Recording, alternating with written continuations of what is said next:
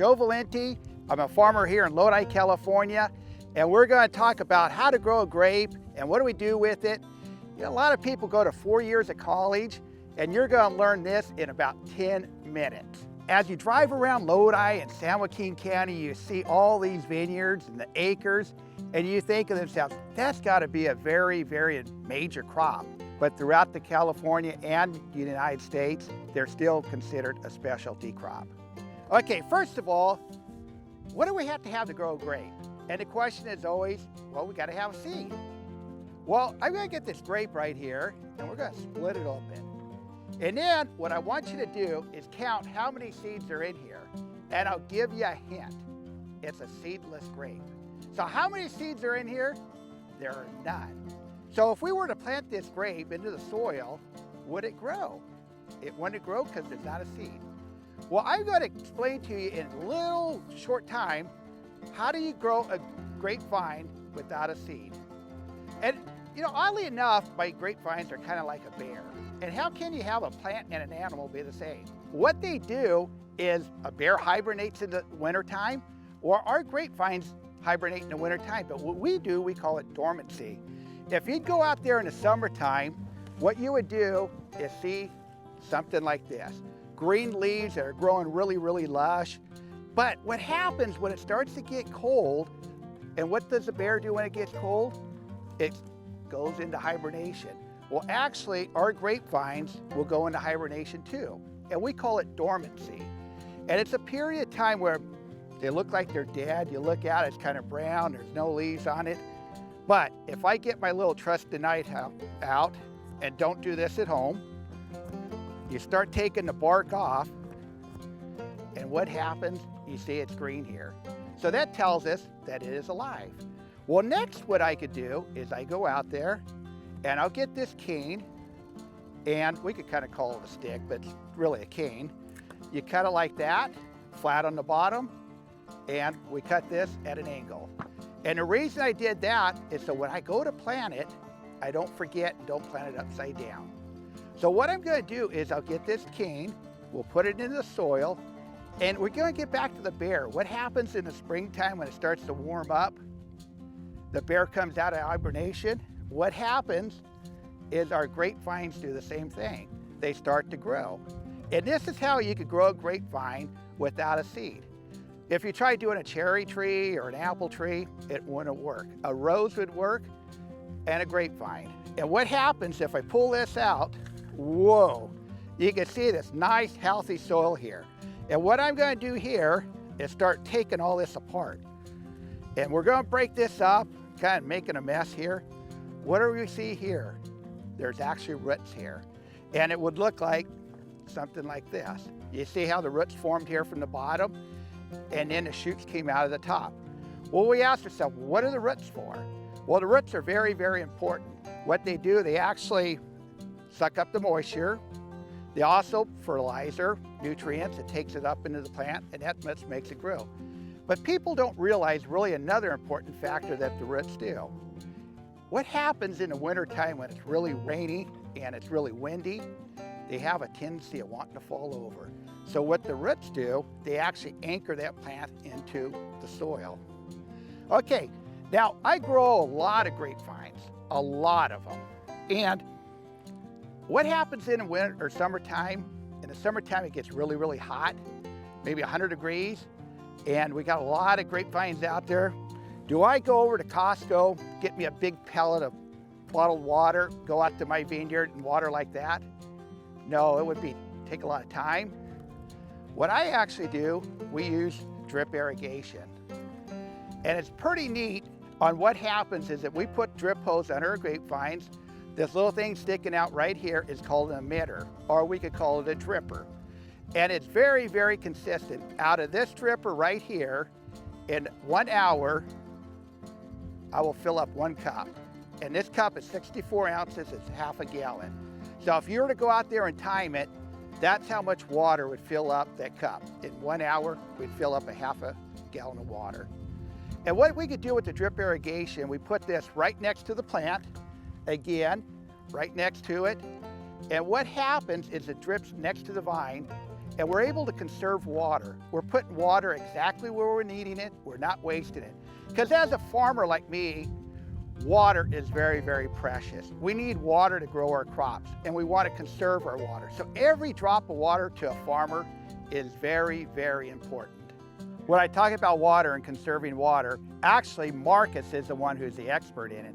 And he could tell you a little bit about his land here and his vineyard and give you the history and the programs that he is in. So my name is Marcus Bokish, and I'm the owner of Bokish Vineyards. And like Joe, I'm a grape grower in the Lodi area. Now Lodi has about 100,000 acres of grapes, and the state of California has many, many more times that. And like Joe said, there's all kinds of grapes that are grown and made into different products. We farm wine grapes, and we're standing right in the middle of one of the oldest wine grapes we farm, which is called the Terra Alta Vineyards. Now this vineyard is near and dear to my heart because when we moved to Lodi to become grape growers, we decided to purchase this land because we really, really loved the soil and the water that it had and all those important things that Joe mentioned that you need to grow any kind of a commodity like wine grapes. Now this vineyard's 25 years old and it's looking pretty darn good. And one of the reasons it looks so good is that we maintain and sustain it. Now sustain is a very important word. And sustainability is something that we grape growers talk about all the time, because we're not growing a plant that only is going to live 1 year. It can live up to 100 years. But to do so, it has to be nurtured. Just like in your own home with your parents and how they nurture you, they educate you, they feed you, they make sure you get all the sleep that you need so that you can grow up and live a long, happy life. These vines need exactly the same thing. So fertilizing is important, watering is important, but also we have to think about how are we going to sustain this vineyard for its life, for my life, for the life of my children, or whoever else in the future is going to be owning and operating this property. So one way in which we sustain our vineyards is by participating in sustainability programs. Like there's one really good one in this area called the Lodi Rules for Sustainable Wine Growing Practices. There's also other statewide programs like being a certified organic farmer. And what's important about belonging to a program is that it makes me, with my boots, walk all of these rows so that I get to know my vineyard more intimately. And when I know what's going on in the vineyard, I can see if there's a nutrient deficiency, it needs more vitamins, or if it needs a little more water, or what it needs so it has a balanced crop, a balanced and healthy canopy, and many, many more years into the future to keep giving us new crops every year. Another thing that you can do as a grower is that you can actually decide that I want this vineyard to survive way beyond my time. I want it to be here for my kids, my grandkids, or other families who will eventually farm this piece of property. So just like your parents protect you, we want to protect our land. Now your parents will protect you because they're creating loving children who are going to have family and perhaps even more children. I want to protect this land because I want to protect these vines for future generations as well. So one of the ways to do that is through what's called an agriculture conservation easement. Now that's a mouthful of words, but what it really means is that it's a tool that allows me to make sure that this land is always going to stay in agriculture. It's not going to change to anything else. There's never going to be a shopping mall here or housing, and not that that's bad, but you have to remember that there's only 3% of the world's surface that's dedicated to good farm land. So we have to really protect that. The other 97% can be all kinds of things. It can be oceans and high mountains and deserts, but you can't grow wine grapes, you can't grow table grapes, you can't grow raisin grapes, you can't grow anything. So we need to protect those 3%. So we want to make sure that this land is protected forever through these agricultural conservation easements that are handled by what are called trusts. People who sit on boards and review these wonderful pieces of land and attempt to help save it in perpetuity. And the one that we have here in the Central Valley is the California Farmland Trust, one of the biggest land trusts in the nation and one that is highly, highly revered and accredited. Now, if we protect all this land and we're able to, on these little 3% that we have, actually grow commodities, then we can go to our local store. I love to go to my Raley's, but any of the local stores to be able to buy all these wonderful products that you see here. the other items we have to grow a good grapevine, we have to have good, healthy soil, like I have here. Now there's different textures of soil. You could have a sandy soil, you could have a clay soil, you could even have soils of cobblestone. Grapevines will grow. Now how many of you kids take vitamins? Probably take a vitamin to help you grow healthy. We actually give our grapevines, it's kind of like a fertilizer or a vitamin, but we call it fertilizer. And the fertilizer comes in different forms. Right here we call it the dry form. It's little pellets, and what it does, it actually makes the grapevine grow healthy. It's kind of like what the vitamin does to you. Makes you grow healthy. Okay? Now, other things that a farmer may do when we're out in the field is we look for little insects, little tiny bugs, okay? And like what I have right here, actually we could see it with our eye. It's pretty obvious what you can see here. There's a little insect, it's not moving too fast. But what we could do is go out there with a little hand lens. And it's like a little microscope. And what we do, we actually can look at the leaf and identify whether it's a good insect or whether it's a bad insect. There's actually insects that eat other insects, and that's what we're looking for, beneficial insects. So we don't have to spray as much as we need to. So we're always looking at methods and how we could sustainably grow our crops, whether it's through drip irrigation or going out there and looking for good bugs and bad bugs. Okay, now we kind of went over how to grow a grapevine and what do we do with it. Now I'm going to talk to you, what do we do with the grapes after we grow them? And there's a number of things. What you could do is go to the grocery store and you could buy grapes like this. Well, grapes could actually be red, you could have actually white grapes, and you could have little tiny grapes like this. Now, earlier I explained how this is a seedless grape. Actually, this is a wine grape. And even though it's really, really small, it actually has seeds in it. So there are a lot of grapes that have seeds. As a matter of fact, most of them do. But this one is used more for juice, and it has a tendency of having some large seeds in it, even though it's small. But wait a second, how do we know if our grapes are ripe?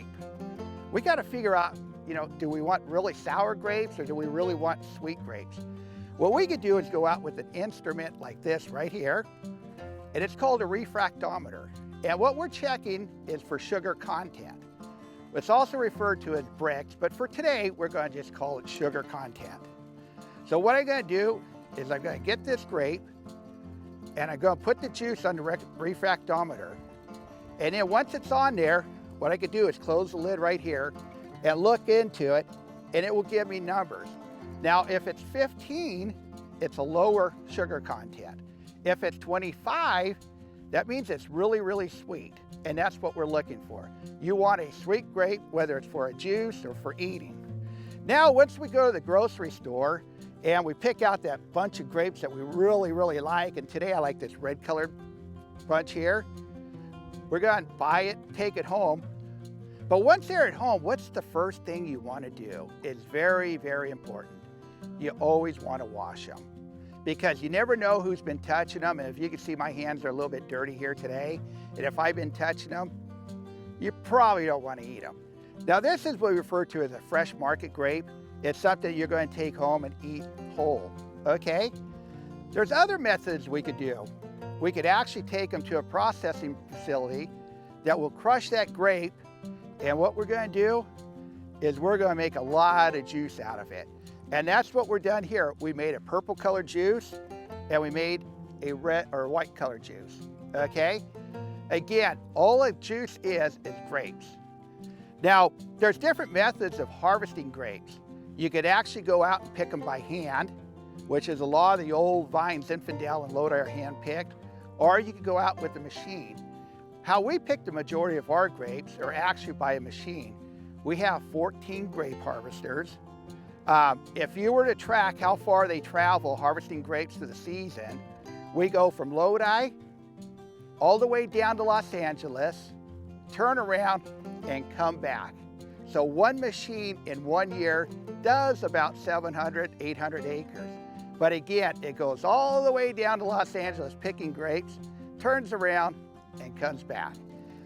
When we use our machines, the grape harvesters, we do it at nighttime. The grapes are just crisper at nighttime. And again, grapes are sticky. There's a lot of sugar in there.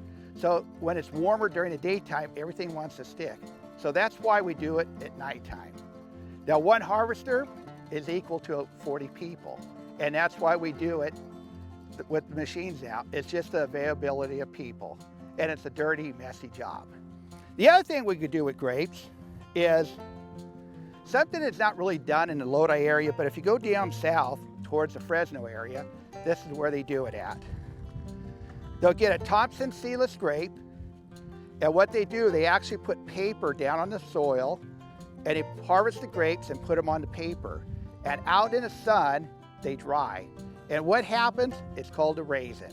So when they're all done, you have a raisin like this. And you can have raisins with chocolate on it. You can have raisins with yogurt on it. There's various ways. You could actually put raisins in cereal. So sometimes when you eat your breakfast and you don't even realize you're eating a grape. Then the other thing that you could do with them, and actually this morning, my wife made me this peanut butter and jam sandwich. So there's numerous ways you could eat grapes. When you talk about grapes and the nutrition they have, it's very important that you eat a lot of them or drink the juice that they come from, because again, grapes are so nutritious. They're very, very nutritious and they're good for you.